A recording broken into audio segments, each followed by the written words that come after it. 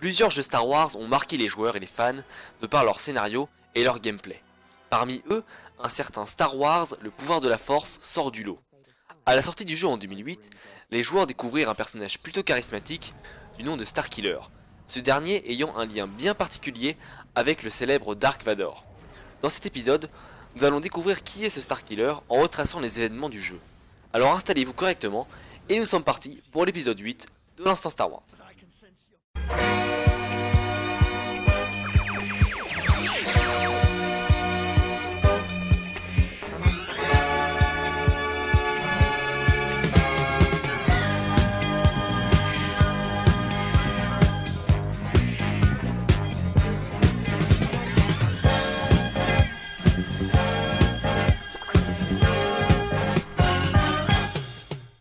Starkiller est une dénomination assez redondante dans l'univers Star Wars. Ce Mandalorien s'appelle Starkiller, cette station spatiale s'appelle Starkiller, et il y a cet homme. Et c'est son histoire qui va nous intéresser. Si son pseudonyme est Starkiller, son véritable nom est Galen Marek. Fils de Mali et Kento Marek, deux chevaliers Jedi ayant fui la guerre des clones pour faire perdurer leur amour, Galen naquit sur Kashyyyk, le monde natal des Wookiees. Très jeune, il perdit sa mère dans une attaque d'esclavagistes. Son père fit alors la promesse de le protéger jusqu'à sa mort. Des années plus tard, leur tranquillité allait encore une fois être perturbée. En effet, Dark Vador, qui traquait les Jedi restants dans la galaxie, allait bientôt s'en prendre à Kento Marek, le père de Galen. L'Empire déploya toute sa puissance de frappe sur Kashyyyk. La résistance Wookiee fut écrasée, et le Seigneur Vador se retrouva nez à nez avec Kento. Un affrontement au sabre laser eut lieu. Dark Vador dominant le combat, Kento finit par être vaincu. Vador découvrit alors l'existence du jeune Galen. Sentant une certaine puissance en lui, il décida de le récupérer.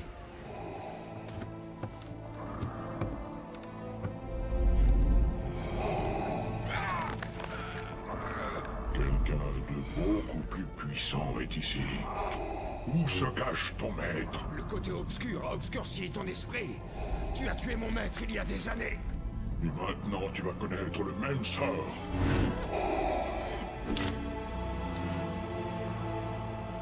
Un fils. Cours!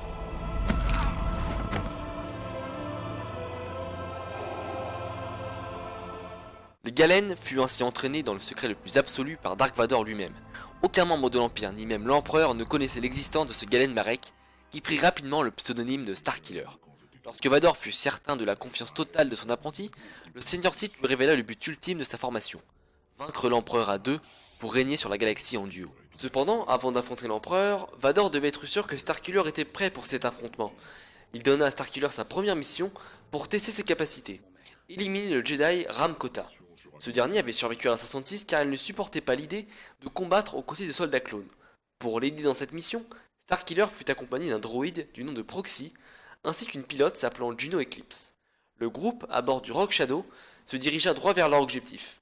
Starkiller n'eut aucune difficulté à atteindre Kota, qui s'était retranché dans une usine de fabrication de chasseurs TIE. Un duel se déclencha alors entre les deux guerriers, et Starkiller prit vite le dessus. C'est alors que Kota eut une vision du destin de Starkiller. Mais l'apprenti de Vador n'avait que faire de ce qu'il racontait, et il le fit traverser la baie d'observation de l'usine. Vador pense qu'il t'a converti. Mais je peux voir ton avenir. Vador ne restera pas ton maître éternellement. Je vois. Moi?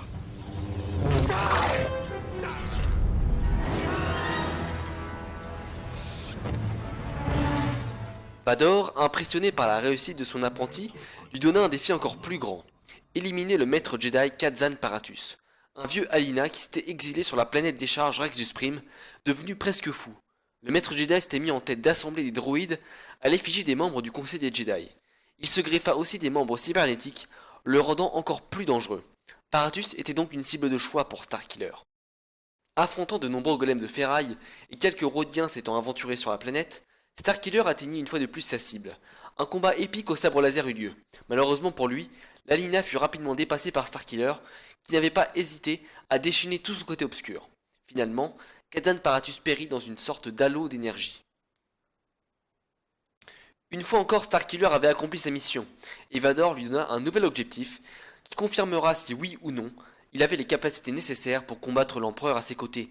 Sa cible, la maître du conseil Shaakti, qui s'était réfugié sur Felucia après la guerre des clones. Se frayant un chemin à travers la foule luxuriante de la planète, Starkiller affronta des rancors montés, ainsi que des chamans féluciens qui protégeaient la maître Jedi. Mais ses adversaires n'étaient encore une fois pas à la hauteur des pouvoirs de l'apprenti de Vador. Starkiller se retrouva face à Shaak Ti, et pour une fois, le duel parut équitable. Usant chacun des pouvoirs de la force, les duellistes se retrouvèrent rapidement à combattre à proximité d'un sarlac. Esquivant les dangereux tentacules de la créature, Starkiller prit les rênes du combat et mit en joue la maître Jedi. Shaak Ti se laissa alors tomber dans la gueule du sarlac en affirmant que Vador finira par le trahir un jour ou l'autre.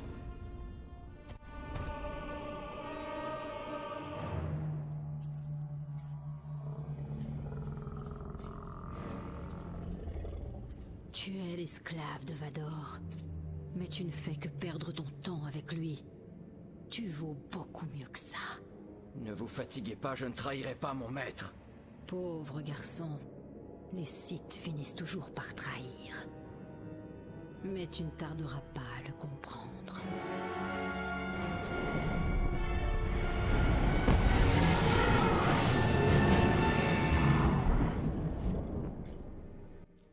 Après sa mort, Felucia tout entière sombra sous l'emprise du côté obscur, et l'apprenti de Shaak Ti, Maris Brood, ne manqua pas à l'appel. Attristé par la mort de sa mentor, la Zabrak succomba à l'appel des ténèbres. Starkiller ayant accompli son dernier objectif, il rejoignit Vador sur l'Exécutor.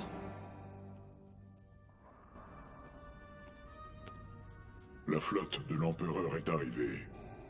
Vous avez fait venir l'Empereur jusqu'à nous. Quand attaquons-nous? Je ne l'ai pas attiré.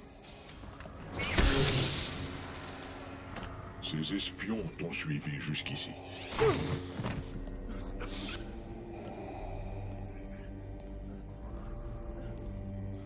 Quels sont vos ordres, mon maître? Vous avez outrepassé vos droits, Seigneur Vador. En prenant ce garçon sous votre aile, vous m'avez trahi. Maintenant, tuez-le, ou je vous élimine tous les deux. Maître! Ensemble, nous pouvons le vaincre! Faites-le, Seigneur Vador. Terrassez-le, et vous me prouverez votre loyauté.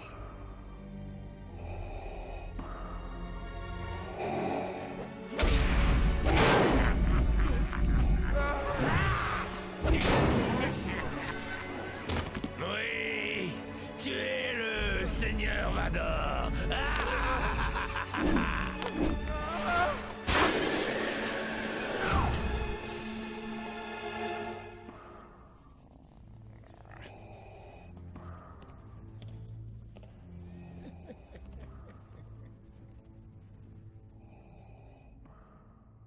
Un droïde envoyé par Vador récupéra le corps blessé. Galen se réveilla sur le croiseur L'Empirique, soigné et en vie. Le jeune homme ne comprit pas ce qui lui était arrivé. Vador lui expliqua que maintenant, l'empereur le croyait mort et qu'il devait déstabiliser l'Empire en créant une armée d'opposants au régime. Ainsi, l'empereur, trop occupé à éradiquer cette menace, pourra être vaincu. Seigneur Vador, il reprend connaissance. Ne le libérez pas. À vos ordres.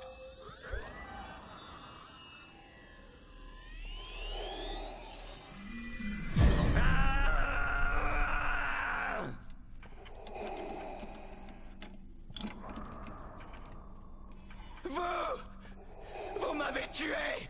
Non, l'Empereur voulait ta mort.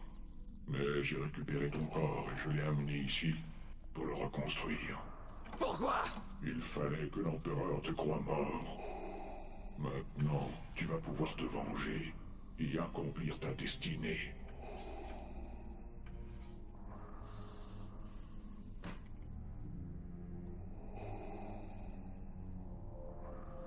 Quels sont vos ordres? Mon maître? Les espions de l'Empereur surveillent tous mes mouvements. C'est pourquoi nous allons devoir faire diversion.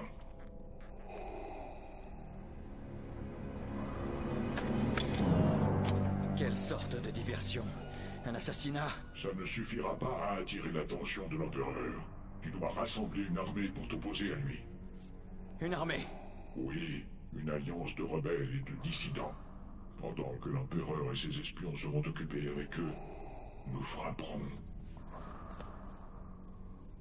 Starkiller quitta l'Empirique avec Proxy et Juno. Ne sachant pas par où commencer pour créer cette rébellion, il décida de retrouver Ramkota, qui s'était réfugié sur Bespin. Galen demanda de l'aide au vieil homme, qui lui dit de se rendre sur Kashyyyk afin de sauver une jeune femme du nom de Leia Organa. Sans plus attendre, le Rock Shadow mit le cap sur le monde natal des Wookiees. Progressant dans la forêt, Starkiller atteignit le centre de détention où était retenue la princesse Organa. Cependant, elle affirma qu'elle joindrait sa cause seulement si l'ascenseur gravitationnel de la planète, qui permettait d'envoyer des esclaves Wookiees directement dans l'espace, était détruit. Starkiller se mit alors en route pour le détruire. Une fois chose faite, il continua son recrutement d'opposants à l'Empire, et c'est le père de Leia Organa qui allait être son prochain objectif. Bail Organa était sur Felucia. Galen se pressa pour rejoindre la planète.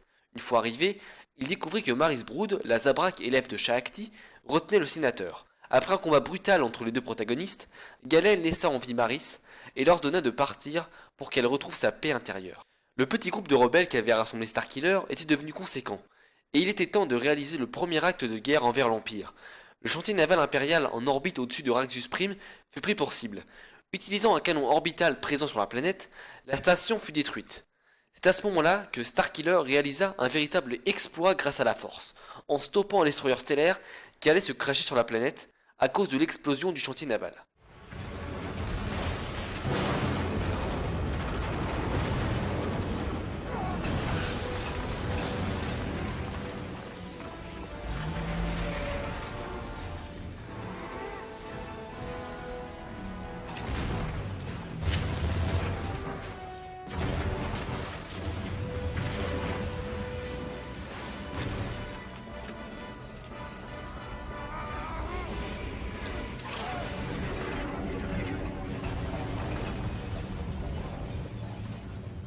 Convaincus que leurs efforts contre l'Empire peuvent aller encore plus loin, Bail Organa, Mot Mothma, Gram Belibis et Galen Marek se donnaient rendez-vous sur Corellia afin de signer la déclaration qui officialisera l'Alliance rebelle. Nous avons le pouvoir de la force de notre côté. Célébrons ce qu'il est convenu d'appeler une déclaration de rébellion. Aujourd'hui, nous faisons le serment de changer la galaxie. Pour qu'un jour, la galaxie soit enfin libre. Mais une fois de plus, Vador allait trahir Galen. En effet, les forces impériales débarquèrent sur place et capturèrent les représentants de la rébellion fraîchement promulgués. Vador avait une nouvelle fois menti à son apprenti. Starkiller avait certes rassemblé des opposants à l'Empire pour contourner l'attention de Palpatine, mais le véritable plan de Vador était juste de rassembler les potentielles menaces de l'Empire afin de mieux les arrêter. Starkiller, depuis le début, comprit qu'il n'était qu'un vulgaire pion sur l'échiquier de l'Empereur et de Vador, et que les deux Sith avaient tout prévu pour qu'ils les servent le mieux possible. Déterminé à sauver ses véritables amis, Galen utilisait la méditation afin de retrouver leur position. L'Empereur les avait amenés sur l'étoile noire, qui était encore en construction. En utilisant le système furtif du Rock Shadow, Galen put s'infiltrer dans l'étoile noire, juste après avoir déclaré sa flamme à Juno. Comme un mauvais pressentiment. Qui sait, c'est peut-être bon signe. Est-ce que je te reverrai? Si je libère les rebelles, il faudra les évacuer. Je ne crois pas, non. Alors ce sera plus facile d'oublier ça.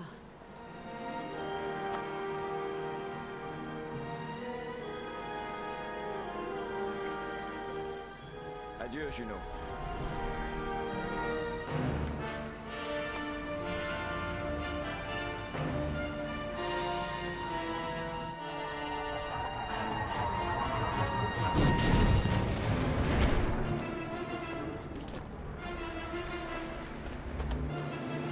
Le jeune Galen, rempli de rage et de haine envers l'Empereur et Vador, arriva dans la salle où il se trouvait. L'affrontement entre le maître et l'apprenti allait avoir lieu.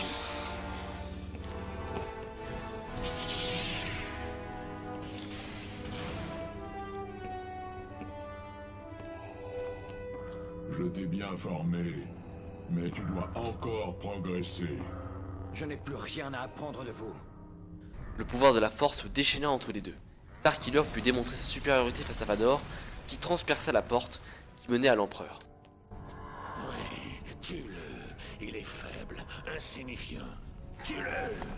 Et tu pourras prendre la place qui te revient de droit à mes côtés. Galen affronta alors Palpatine.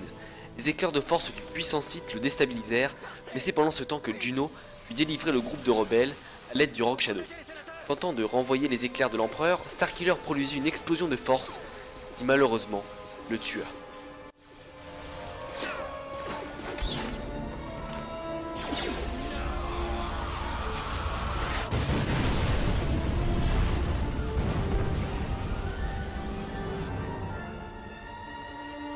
Galen Marek était mort, mais avait donné une lueur d'espoir à la galaxie tout entière. Le plan de l'Empereur qui visait à éliminer tous les opposants de l'Empire allait peut-être pouvoir causer sa perte. Le groupe de rebelles se rendit une nouvelle fois sur Kashyyyk pour déclarer une bonne fois pour toutes la création de l'Alliance rebelle. Cherchant un symbole, un emblème, Leia Organa prit le choix d'utiliser les armoiries de la famille de Galen, rendant hommage à son courage et à sa détermination face à l'Empire. Il nous faut un signe de ralliement. Un symbole. Un symbole d'espoir. Cependant, Vador n'en avait pas totalement fini avec Starkiller, et bien qu'il soit mort, le Seigneur Sith décida de cloner le corps de son défunt apprenti afin de traquer les rebelles. Mais cloner un utilisateur de la Force n'est pas chose facile. L'histoire de ces clones, nous l'aborderons une prochaine fois. Et voilà, l'épisode est maintenant terminé. Je voulais vous remercier d'être de plus en plus nombreux à suivre l'émission. Si vous avez apprécié la vidéo, n'hésitez pas à mettre un pouce bleu, à la commenter ou à la partager sur les réseaux sociaux. Il ne me reste plus qu'à vous dire à la prochaine pour un nouvel épisode.